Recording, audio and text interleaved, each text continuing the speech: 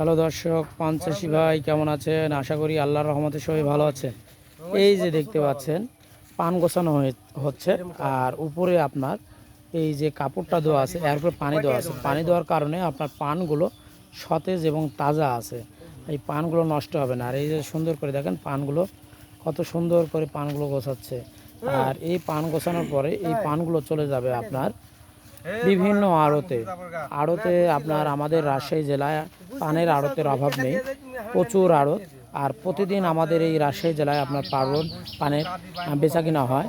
আর আড়তে আপনার এই পানগুলো যাবে, এই পানগুলোর দাম আসতে পারে আপনার দেখা যাচ্ছে 4500 বা 4200 5000 টাকা পাওয়া হতে পারে পানের দাম। তো এই যে আমি সবুজ সাহেবের সাথে কথা বলবো।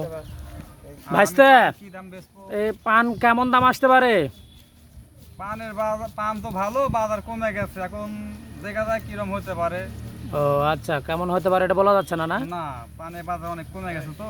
ও, তো পানের বাজার দাম কমার কারণ কি? দাম কমার কারণ চারিদিকে বৃষ্টি বাদল শুরু হয়ে গেছে, ও নতুন পানও উঠে গেছে বাজারে। ও আচ্ছা আচ্ছা, এখন পানের অভাব নাই না, না, সেজন্যই। তো দর্শক আপনারা দেখতে পেলেন এখন নতুন প্রচুর পান উঠছে আর বৃষ্টি হচ্ছে, এই বৃষ্টির মধ্যে প্রচুর পান হয়, আর এই জন্য পানের দামগুলো একটু কমে যায়। তো সবাই ভালো থাকবেন, এই পর্যন্তই।